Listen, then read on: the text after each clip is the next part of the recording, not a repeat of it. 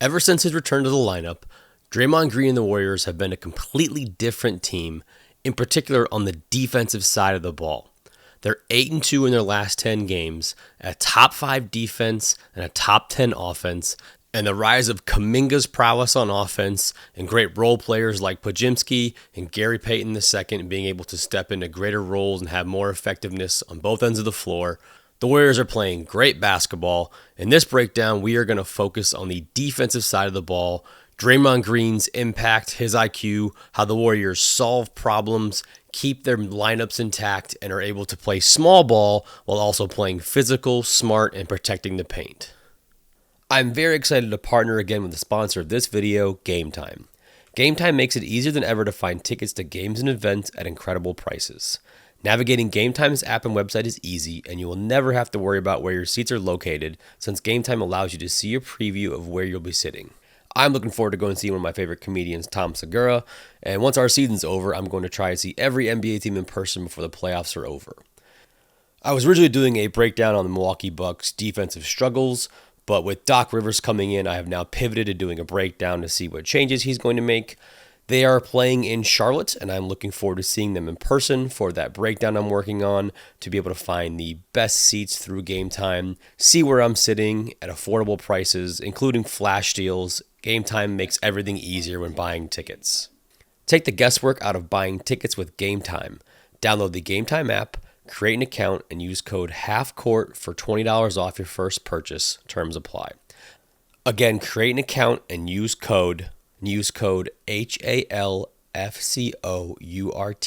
for $20 off. Download Game Time today.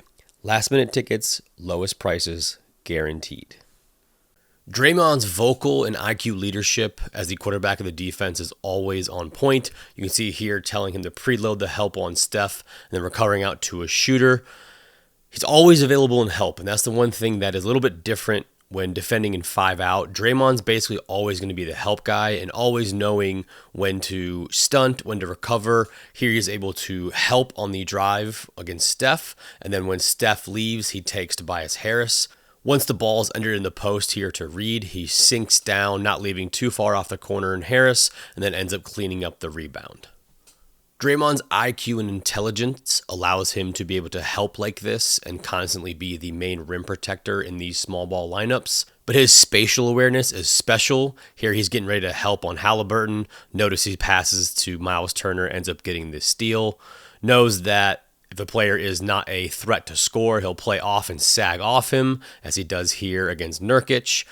But if a player like Miles Turner hits a 3 in space or like a pick and pop 3, he's able to make the adjustment in the same game, not overextending and making sure he's able to help and recover to the closeout 3. And the Warriors system is based on this help. Usually you'll see 4 or 5 players in the lane help on drives and then recover.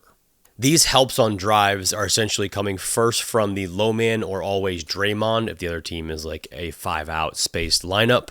And then the guards are responsible for helping out on Draymond's man and then closing out to shooters on the weak side. And this help and recover system or help and close out system is designed with the Warriors in the top 10 of 3-point percentage allowed. So the teams they're playing are taking 37% of their shots from 3-point land, even if that means helping off of the corners or in places teams will normally never help. As you can see, Steph Curry here in the strong side corner, helping off the strong side shooter, closing out. Even if this means they're going to get burned for corner threes, and that's how they lost the game to the Clippers, by helping off of these corners and then reacting second. Normally, though, the low man is responsible for the help in the Warriors and most NBA defensive systems.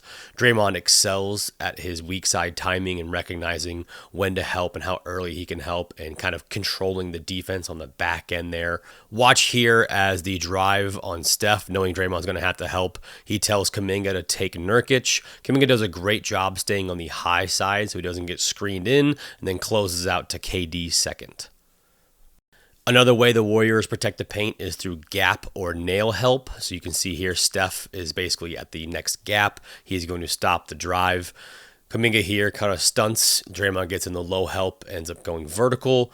These gap helps basically just prevent any easy straight line drives. And you will see them go to this gap alignment, especially in isolation. So here you can see both players at the elbows essentially are in the gap, not allowing any downhill drives, forces a long two from Kevin Durant. And even though teams are running to the corners and three-point line in transition, the Warriors still have this same philosophy in transition to help first, then close out to the shooters or the trail man second. This focus on paint defense and rim first allows them to protect the paint and have great rim protection without a rim protecting big or like a Gobert type rim protector, stopping the ball with help first and basically forcing these tough contested twos or tough threes in transition that are a less value shot than like at the rim. They have a little more flexibility with Draymond on defense. He can play multiple levels in the pick and roll at an elite level. Normally they'll start off in like a drop coverage where they may concede some mid-range pull-ups or some roll man attacks. But Draymond is so good at playing the cat and mouse game and being able to drop into space. Help is the same, where they're basically going to have 4 or 5 players in the lane helping and then closing out the shooters. Usually a rear contest is what they rely on. So if a player coming off the pick, like Wiggins or Kuminga, has to defend that pick and roll and contest from the rear. If not, they will have the players on the weak side tag the roll man, usually off of non-shooters. They have a high enough IQ and scout.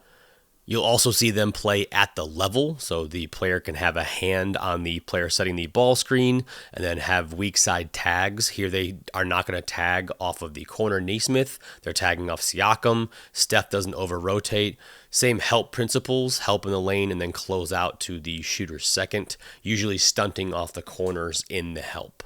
Here's a great example of the cat and mouse game with Draymond staying attached to the slip, then stunts at Maxey quickly as he drives. Wiggins gets a tough contest on the 2. When playing this aggressive ball screen coverage, having the weak side help or tag early is very important, because if they're late on the rotation or no help down, you can see them get beat on the backside with like cutting action. They also prefer to ice the ball screen, which is mean force it away on one side, keep it on the same side of the floor away from the ball screen. This is typically for like an empty ball screen, or if it's definitely on one side of the floor, you'll see them play ice coverage, which the guard forces it away, and the big is in like a semi-drop or like a help position, essentially not allowing a straight line drive. Of course, this means that Draymond will not be there to help and not at the level, so he can get beat on some pull-up action if it's not done accurately. If they set the ball screen with like a pick and pop shooting threat, you'll see them call out a veer back switch, which is meaning the guard then goes with the pick and pop. This is another way that they would counter like a Miles Turner type player who can pick and pop and hit threes with a guard switching back on the big. And then, of course, they can also switch out Draymond onto these pick and rolls, and Looney as well, where you have the versatility of a player like Draymond who can switch basically 1 through 5 and guard 1 through 5 on the perimeter and the post. What you'll see them do is basically force isolations, take you out of your favorite plays, either through Draymond's IQ or his initial reactions. Here he switches out early on Clarkson, and what you probably didn't notice is behind the play here, the off-ball switch off. So Saric is guarding a wing right now. You'll see him take the roll man Kessler instead of Clay, kick out Clay to the opposite corner. Now you've got Draymond matched up on Clarkson. Saric is now in rim protection low as the low man and help, and you've got good on good and force a tough possession for the Jazz. Of course, with Draymond's IQ, you'll see him switch and then also not switch back. Here, the initial switch on Beal. They recognize that Beal was looking for the play, so Draymond switches back onto Nurkic in real time and is able to be in the sag position so they can deny cutters and be in good help. Of course, the downside to switching Draymond when he's playing the center position is the rebounding for the Warriors has always been an Achilles heel. That is a problem they'll have to solve in the playoffs. The Warriors will also switch like for like. So if you see like Wiggins, Clay, Kuminga, they're involved in the action. They're going to basically switch that almost every single time. Players like Steph, Gary Payton, similar guards will switch like for like action. So if it's Kuminga and Clay, it's pretty much an automatic switch. And that way they can have the same help principles off the ball, but switch that like for like action, take any guard to guard or any action like that away for the offensive team. The fun part about watching like the Clippers and Suns game was watching the guards of the Warriors getting hunted and how they would counter that with peel switching or kick out switching in space and be able to take away any action the offense was running. Here you can see a guard-to-guard screen, a switch onto Harden. You can see a load in the gap immediately from Steph here on the weak side. So watch, as soon as Steph sees that mismatch, he automatically gets on almost like the elbow. Same thing with Draymond, not allowing any downhill drive or the player to see any downhill driving angles.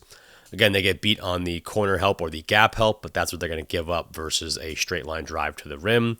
They'll also double off of a certain player. So here they double off of Russ off the ball when Steph is switched onto Paul George. This leads to a Westbrook turnover.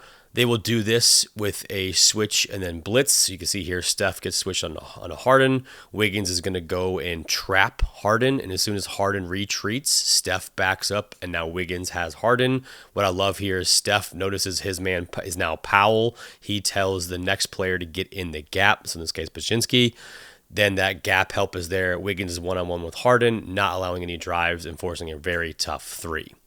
Teams will counter this. You can see early in the game they left Russ. They're leaving Russ again. Russ is smart enough to flash in the middle. Watch Draymond here on the low side talking to Clay. As soon as Draymond goes on Russ, he tells Clay to sink down. Great defensive possession here. However, the rebounding issues linger, and the Clippers are able to seal the game because of it. In transition, the Warriors don't really care too much if there is a cross match in the post, it seems, unless it's Steph. So you'll see, Clay gets mismatched onto somebody like Nurkic. They'll allow Clay to play him one-on-one and have faith in that. But if Steph is mismatched against a player in the post, they usually trap early. So Clay traps Paul George here, and then Wiggins is going to go from the weak side and trap John Collins in the post here, getting out of the hands and now allowing them to have the easy advantage matchup.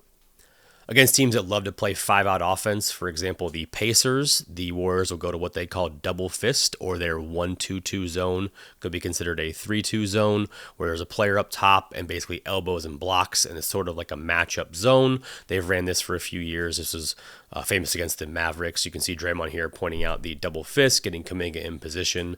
This is essentially allowing them to basically guard in that space and have a template to match the 5-out alignment. It does also take away the 5-out offense, so like the Pacers would be more 4-out, 1-in, or flashing in between the high post versus the more high-value shots of like corner threes and attacking the rim.